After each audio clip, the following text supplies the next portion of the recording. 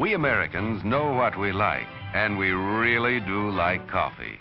Did I say like? Well, we use more than 3 billion pounds of coffee every year. Where does it all come from? Mostly from South America. So let's fly down and get the story firsthand. There's a typical plantation now.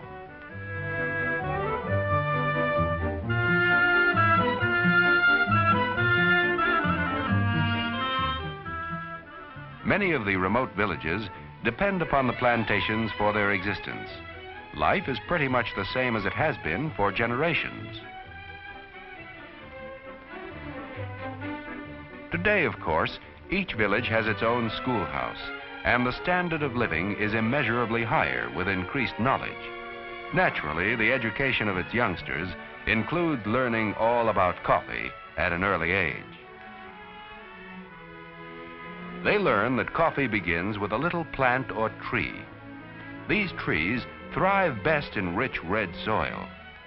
When transplanted from the nursery, they're about 2 years old. Set in shallow holes 8 to 14 feet apart, the tree must grow for another 2 or 3 years before bearing its first crop.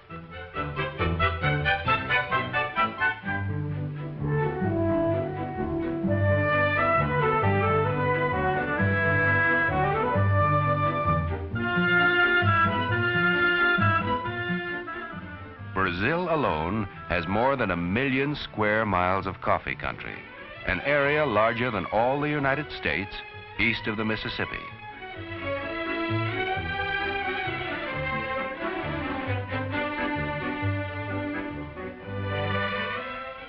This is a coffee blossom. 8 to 9 months after this blooming, the coffee fruit ripens and looks very much like a cherry.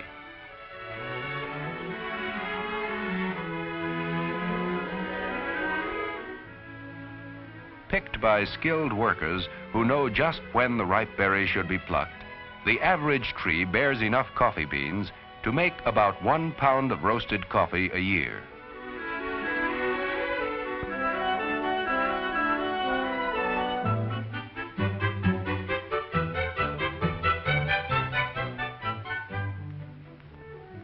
Each plantation has its assembly points, where the day's pick is brought in to be weighed and bagged. This is just one step in more than 24 major operations required in bringing your cup of coffee to the table.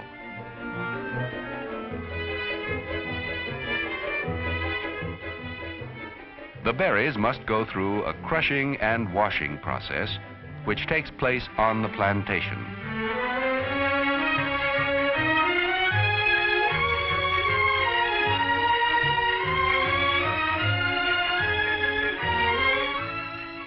Crushing removes the protective red covering with which nature has enclosed each coffee bean. Then they are washed.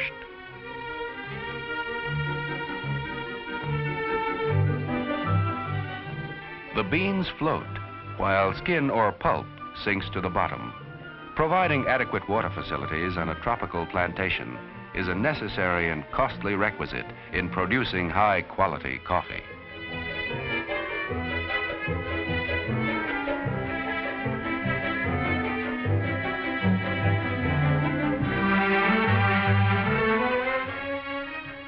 Now encased only in its final hull, or parchment, the coffee beans are spread out to dry in the sun. This takes from 8 to 10 days. Men must rake and turn the beans so that they all will dry evenly. Then, packed in bags, the dried green coffee is ready to be sent into the city.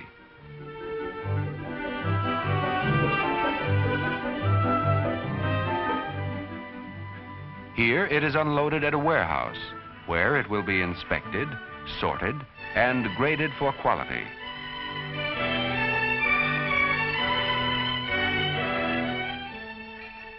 This initial grading is one of the most important operations in the selection of coffee.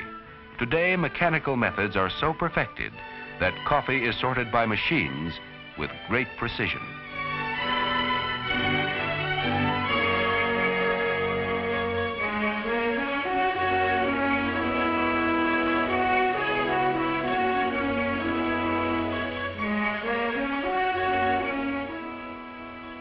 bag after it is stamped with its country of origin, name, grade, and destination, is ready to go to the seaport, where final tests are made before shipment to the United States.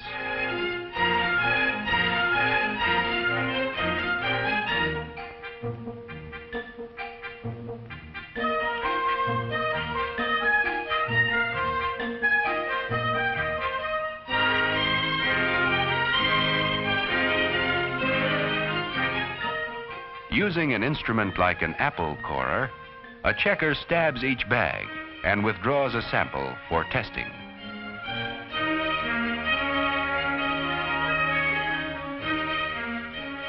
The A&P has its own coffee experts right on the spot to test and grade the contents of each bag to see that it meets the company's quality standards. Samples are flown to the United States, together with the experts' appraisals of grade and value.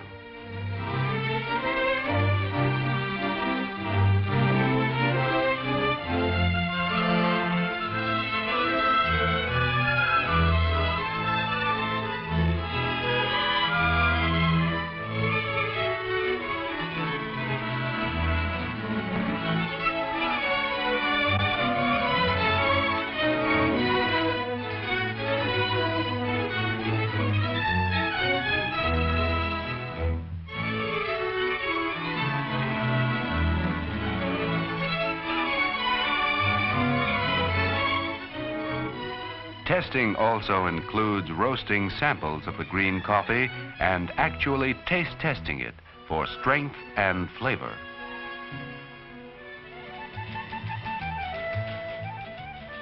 Today, many of the great cities of Latin America have been built largely upon the business of exporting coffee, which is one of their most valuable commodities.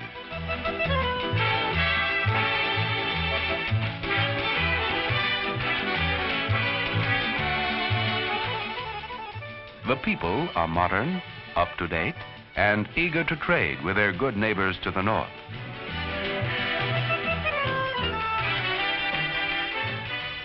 When the coffee crop is good, business is good, for coffee means the same to these people and their ability to buy the things they need as wheat to a farmer in Nebraska or corn to Iowa and Kansas.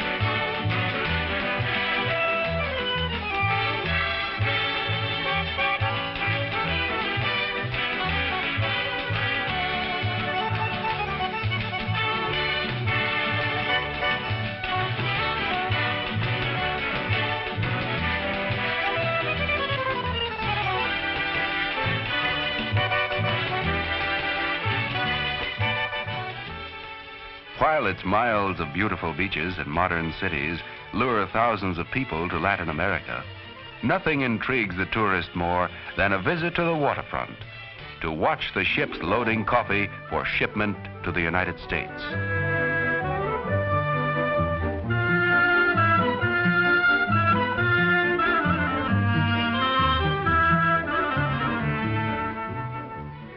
Now a cargo of coffee is loaded aboard ship with the same care you'd use in storing food in your home.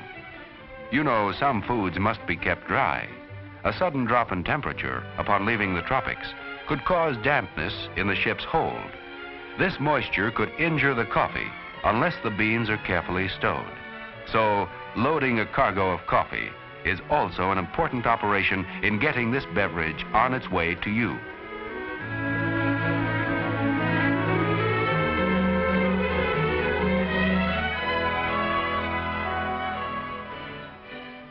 New York, New Orleans, and San Francisco are the principal ports through which coffee arrives in the United States.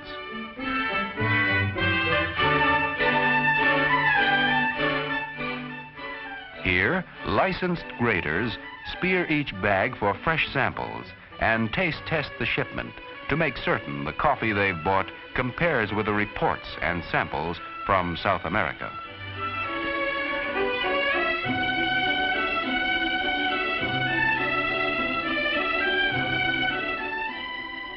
Based upon the findings of these experts, one coffee is mixed in the blending machine with another to produce the bouquet, the aroma, the flavor desired.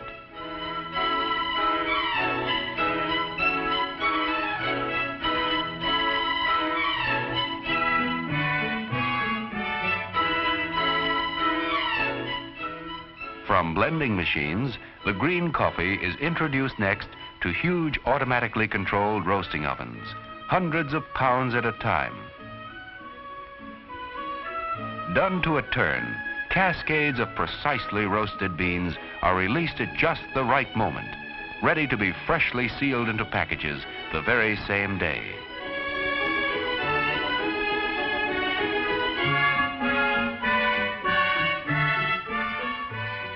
In this way, you know the coffee you buy is fresh and ready to be custom ground just right for the way you make coffee.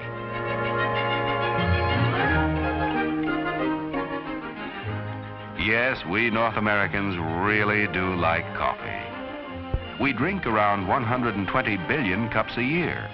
After all, drinking coffee is one of life's pleasures, a pleasure that cannot be duplicated by any other beverage.